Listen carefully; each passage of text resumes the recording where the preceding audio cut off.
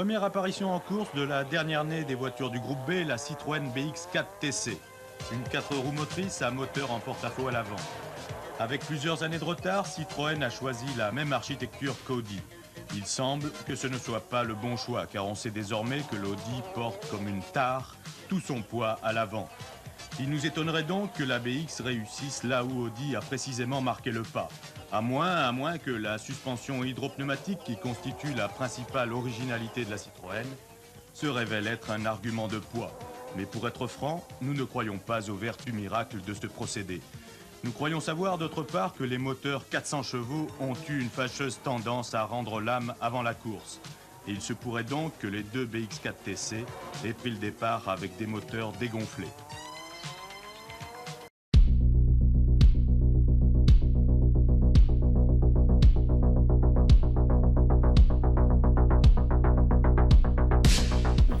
Non, c'est ça qu'on découvre. Quelques caractéristiques de la BX. Oui, deux mots sur la voiture. Il s'agit d'une 4x4 à moteur turbo-compressé, développant 380 chevaux, avec des atouts, parmi lesquels une direction assistée et une suspension hydropneumatique. Et on gagne quand le championnat du monde? Eh bien écoute, on va d'abord commencer à courir au Monte-Carlo. Cette fois, au revoir.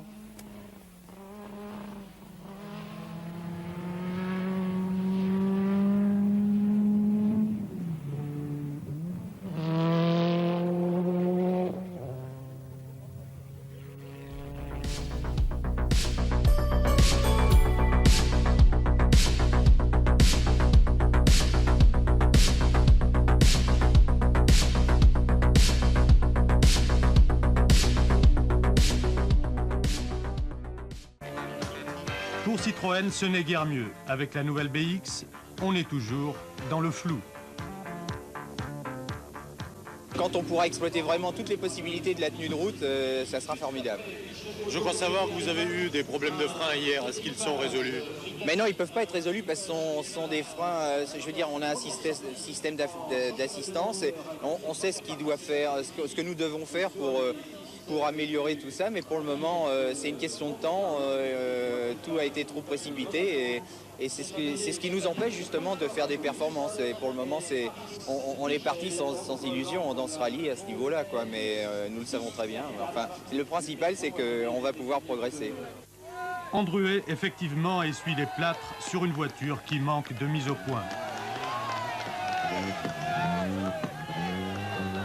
Il finira par sortir de la route.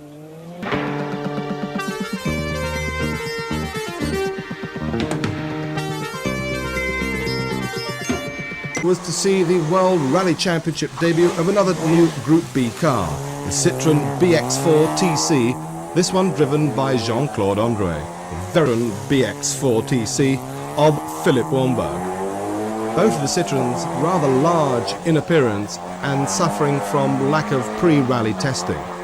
Still, it's another works team in the World Rally Championship, and that's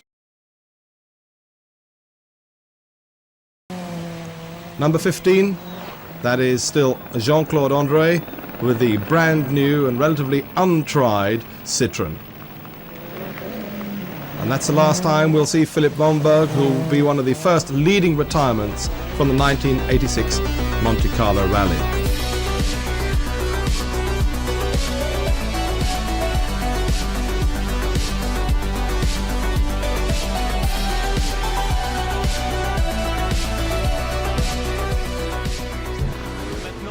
Aux 4 roues motrices et motrice très efficace. Voilà. Jean-Claude André au départ. Jean-Claude André, qu'il ne faut pas l'oublier, a gagné ici en 1973 avec une Alpine Renault, l'année où Alpine avait été champion du monde avant Peugeot. Il sera intéressant ici de voir la Citroën BX. Voilà, nous la suivons. Très intéressé, Bernard. Mais oui, en plus, le terrain étant beaucoup plus favorable maintenant, on pourrait peut-être assister à quelque chose de pas mal, hein. La voiture est très grosse quand même, on sent que ça fait un drôle d'effet. Très grosse. C'est-à-dire dans ce genre d'épreuve relativement rapide, il ne sera peut-être pas trop pénalisé, mais à certains moments dans l'arrière-pays niçois, là où on va trouver des épingles et des enchaînements très hachés, je me demande comment ça va se passer. Jean-Claude Andruet, assis très bas, toujours. On le voit. Moins on voit la route, moins on voit le danger, hein, c'est bien connu. Et à côté de lui, ça se passe pas si mal que ça. Vous avez vu la stabilité de la voiture en ligne droite? Alors, où ça vient de cette voiture qui n'est pas mal au niveau suspension, ou ça vient du terrain qui a beaucoup évolué, mais on a vu tout à l'heure que les gens se battaient vraiment, les pilotes se battaient vraiment dans cette c'est pas mal, hein. petite C'est pas mal, temps intermédiaire, hein. C'est pas mal. C'est pas mal, c'est sûr, ça.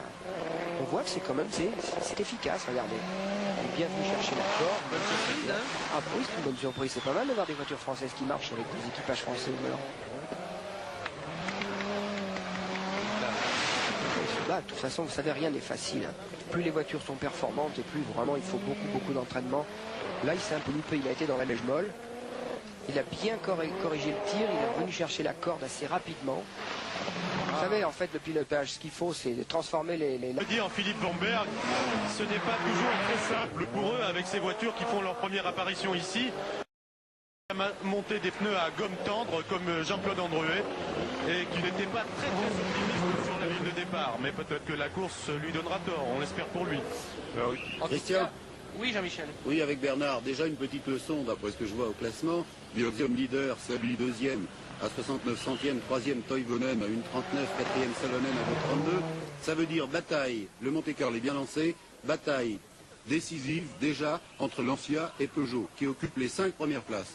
Petite déception du côté des Audi puisque Nicolas est 6e, Error l'a complètement loupé, il ne faut pas oublier que c'est le favori quand même. Quant à Andruet, je vous confirme qu'il est actuellement 11e. Oui, Walter, je pense, a fait une boulette au niveau du choix des pneumatiques. Il a monté, on avait dû lui dire que c'était en train de fondre, il a monté des pneumatiques trop dures à l'arrière pour préserver justement ses clous jusqu'en haut. Et la voiture était très déséquilibrée sur l'arrière et très inefficace. Donc il faut réserver un petit peu le jugement. Il faut attendre les autres épreuves, mais enfin ce qui est fait est fait et il faut voir le résultat de la première épreuve. Moi ce que je vois surtout c'est que les pilotes non scandinaves, par rapport au nombre de Scandinaves engagés, ont quand même fait parler la poudre. Moi ça m'intéresse de voir ça.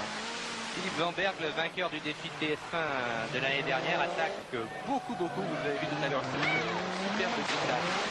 On la reverra tout à l'heure d'ailleurs au ralenti. Cela dit, c'est pas obligatoire que la glissade soit synonyme de... Non, je pense que là il en fait un peu trop quand même. Il en fait un peu trop, ouais. Il veut peut-être pas faire autre chose aussi. Oui, peut-être qu'il se défend contre la voiture qui est très difficile à conduire. 41, vous savez, ça oui. on peut jamais juger. Hein. Oui, vous le voyez, une 41-68. Oh là là, non, c'est trop, là, il va dans la neige absolument brassé, il perd un temps fou, là, c'est sûr. Alors qu'on voit que le milieu de la route est complètement sec maintenant.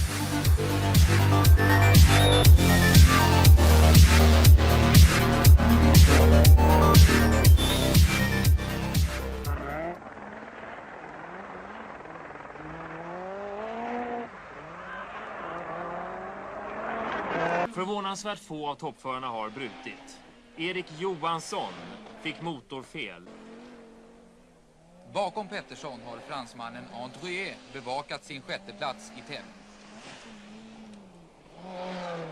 Han kör en Citroën i grupp B som har starkare motor än både Mikaels och Gunnars bil.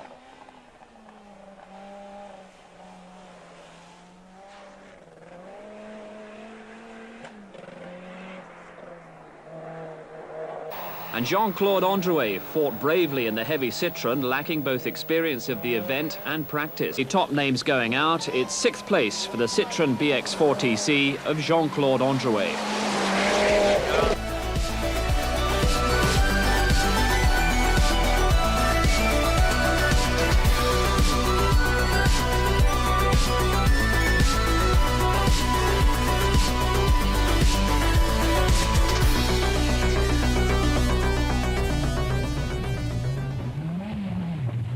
Numero 17, toinen tehtaan Citroën, Philippe Van Berg 7.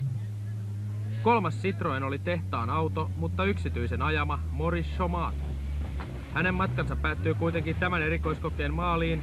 Syykin on jokaiselle selvä.